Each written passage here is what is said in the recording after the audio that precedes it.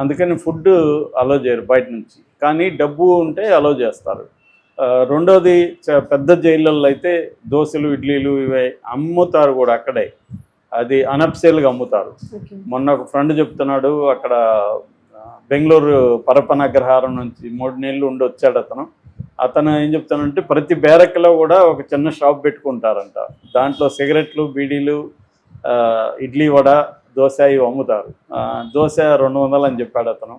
So ఆ kind of డబ్బులు ఉంటే మన డబ్బులు ఎట్లా ఉంటుందంటే ప్రతి జైల్లో ఈ మధ్య చిన్న వ్యవస్థను ఏర్పాటు చేశారు. అక్కడ రిసెప్షన్లో పోయి మనం డబ్బులు ఇస్తే మన జైల్లో మన ఫ్రెండో బంధువు ఖైదీగా ఉంటే ఆ ఖైదీ అకౌంట్లకి డబ్బులు వెళ్ళిపోతాయి. అతనికి కొన్ని టోకన్లు ఇస్తారు. చాలా జైళ్ళల్లో డబ్బులు కూడా డైరెక్ట్గా మనం ఇచ్చేయచ్చు వాళ్ళు కూడా డబ్బులు దాచిపెట్టుకుంటారు. ఈ డబ్బుల్ని పెట్టుకొని అక్కడ ఇడ్లీ వడ కొనుక్కొని రోజు తినచ్చు.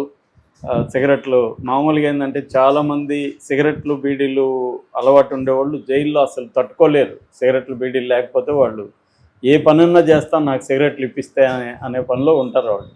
సో నేనున్నప్పుడు కూడా చాలామందికి బీడీలు, సిగరెట్లు తెప్పించేవాడిని. ఎవరన్నా నన్ను చూడడానికి వస్తే ముందే చెప్పేవాడిని, నువ్వు వస్తా పట్టుకురా, వీళ్ళకి ఇచ్చేవాడిని. సో వాళ్ళందరూ నన్ను దేవుళ్ళలాగా చూసేవాళ్ళు అనమాట. సో అలా వాళ్ళు ఎందుకంటే చాలా ఇబ్బందిగా ఉంటుంది వాళ్ళకి, తాగా అలవాటు అయిపోయినాయి. రెండవది డ్రగ్స్ కూడా ఈ మధ్య చాలామంది అలవాటు అయిపోయారు.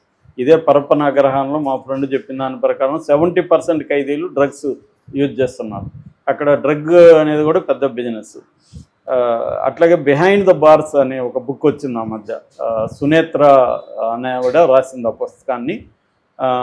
ఆమె ప్రత్యేకంగా ఈ ఫేమస్ ఖైదీలు తిహార్ జైళ్ళల్లో ఎలా ఉన్నారు అనేది ఆ బుక్ అనమాట. ఆమె ఈ మధ్య బ్లాక్ వారెంట్ అనే వెబ్ సిరీస్ కూడా నెట్ఫ్లిక్స్లో వస్తుంది. దాన్ని రాసింది సునీల్, ఆయన పేరు సునీల్ వర్మన ఏదో ఉంది, ఆయన రాశాడు ఆ బుక్. దాన్ని ఈమె ఇంగ్లీష్లో ఆయన చెప్తుంటే ఈమె రాసిందనమాట. సో ఆ బుక్ని వెబ్ సిరీస్గా చేశారు. దాంట్లో కూడా మనం చూడొచ్చు. అక్కడ ఫర్ ఎగ్జాంపుల్ చార్లెస్ శోభరాజ్కి అన్నీ జరిగాయి. అతను ఒక స్టైల్గా అతను ఏదో 5 స్టార్ హోటల్లో ఉంటున్నాడు. బ్లాక్ వారెంట్లో చూస్తే నిజానికి చార్లెస్ శోభరాజ్ మీద కూడా సపరేట్ వెబ్ సిరీస్ సర్పెంట్ అని ఇలాగ వచ్చాయి. కానీ దీంట్లో కూడా బాగా చూపించారనమాట అవన్నీ. అంటే ఒక జైలర్గా ఉన్న అతను రాసిన పుస్తకం కాబట్టి మోర్ అథెంటిక్గా ఉంది. సో అలాగా మామూలుగా అయితే డబ్బులు ఉన్న వాళ్ళకి అందరినీ నడుస్తాయి. కానీ ఇక్కడ కక్ష కట్టుకొని వీళ్ళ మీద కేసులు పెడుతున్నారు కాబట్టి వీళ్ళకి జైల్లో కూడా వీళ్ళని వేధించాలనేది ప్రభుత్వ ఉద్దేశం కాబట్టి వంశీ, కృష్ణమురళి వీళ్ళకందరికీ జైళ్ళల్లో నరకం ఖచ్చితంగా చూపిస్తారు. ఎందుకంటే అది నేను చాలాసార్లు చెప్పాను, మార్నింగ్ లేచి టాయిలెట్ దగ్గర నుంచి వీళ్ళకి ఏమి వెస్ట్రన్ కమార్డ్స్ ఉండవు, మురిగ్గా ఉంటాయి. అవి ఒకసారి ఓపెన్గా ఉంటాయి. ఎదుట చొంబు పట్టుకొని ఒక నిలబడి ఉంటాడు ఖైదీ, నువ్వు లేస్తే నేను కూర్చుంటానని. సో వీడు ఎదురుగా కూర్చోవాలి. వీళ్ళకి అలవాటు ఉండదు ఇట్లాంటివన్నీ. రెండోది ఏజ్ అయిపోయింది, మోకాళ్ళు లొంగవు. యోగా చేస్తుంటే తప్ప ఇవన్నీ జరగవు. ఆ మధ్య కూడా చాలామంది సీనియర్ వాళ్ళకి మోకాళ్ళు పగిలిపోయి కోర్టులకు విన్నవించుకున్న సంఘటనలు ఉన్నాయి.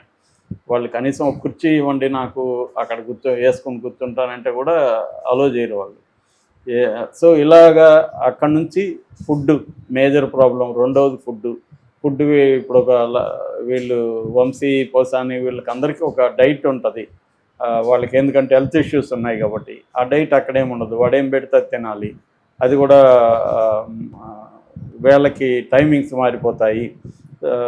సో ఫుడ్ మేజర్ రెండో ప్రాబ్లం. మూడో ప్రాబ్లం స్లీప్. ఇప్పుడు ఎండాకాలం స్టార్ట్ అయింది, ఆల్రెడీ వాసిపోతుంది వీళ్ళందరికీ. అక్కడ ఫ్యాన్ అది ఆ గాలి వస్తుందో రాదు తెలియదు. సో వేడికి దోమలు ఉంటాయి, వేడి ఎండ దోమలు. సో నిద్ర చాలా కష్టం. సో కాకపోతే ఖాళీగా ఉంటారు కాబట్టి రోజంతా ఎప్పుడో పగులు పడుకోవాలి. మొత్తానికి కంప్లీట్ డిస్టర్బ్ అయిపోతుంది. ఈ డిస్టర్బెన్స్ వల్ల హెల్త్ ఇష్యూస్ వస్తాయి. ఇవి కాకుండా మెంటల్ ప్రెజరు. వీళ్ళకి ఒక అలవాటు అయిపోయి ఉంటుంది బయట. నాలాంటి వాడికి ఎక్కడ పోయిన ఇబ్బందులు. పుస్తకాలు ఉంటే నేను అక్కడ జైల్లో కూడా పుస్తకాలు మంచిగా చదువుకుంటున్నా, కన్నడ లాంగ్వేజ్ నేర్చుకున్నా. కాబట్టి రెండోది నాకు ఖైదీలకి లెటర్లు రాసేవాడిని, వాళ్ళ తరపున కోర్టులో చేసేవాడిని, లీగల్ అడ్వైజ్ చేసేవాడిని. కాబట్టి నాకు అక్కడ చాలా బిజీగా ఉన్నా. అట్లాగా నక్సలైట్ ఖైదీలంతా కూడా బిజీగా ఉంటారు వాళ్ళు. ఎందుకంటే అక్కడ సోషల్ యాక్టివిటీలు స్టార్ట్ చేస్తారు వాళ్ళు. సో ఇలాంటి వాళ్ళకి, ఒంటరిగా ఉండే వాళ్ళకి మాత్రం నరకం బేసిక్గా. అందుకని రాజకీయాల్లో గట్టిగా ఉండేవాళ్ళు, అరెస్ట్ అవుతాం అనుకున్న వాళ్ళంతా ముందుగా నుంచి యోగా చేయాలి, రకరకాల ఫుడ్కి అలవాటు చేసుకోవాలి, వాటర్ కూడా ఏదంటే తాగాలి. ఇవన్నీ వీళ్ళు అలవాటు చేసుకుంటే కానీ జైళ్ళల్లో ఉండలేరు. ఎందుకంటే ఖచ్చితంగా ఇప్పుడు తెలుగుదేశం వాళ్ళు కూడా అలవాటు చేసుకోవాలి ఇవన్నీ. రేపు జగన్ వస్తే మళ్ళీ వీళ్ళందరూ జైలుకి క్యూలో వెళ్తారు. ఇంకొక 4 ఏళ్ళ 3 నెలల్లో ఇంకా మనకి ఒక 40-50 మంది వైసీపీ వాళ్ళు, పెద్ద లీడర్లు జైలుకి వెళ్ళే అవకాశం ఉంది. సో వాళ్ళందరూ కూడా ఇవన్నీ చేయకపోతే మాత్రం, ఎందుకంటే వీళ్ళని ఇప్పుడిప్పుడే వదలరు. ఒక్కొక్కరి మీద 50 కేసులు పెడతారు. ఒక కేసులో బెయిల్ వచ్చినా 2వ కేసులో జైలే. కాబట్టి వంశీలు కానీ, పోసాన్లు కానీ వీళ్ళు ఒకసారి లోపలికి వెళ్తే కనీసం 6 నెలలు రారు.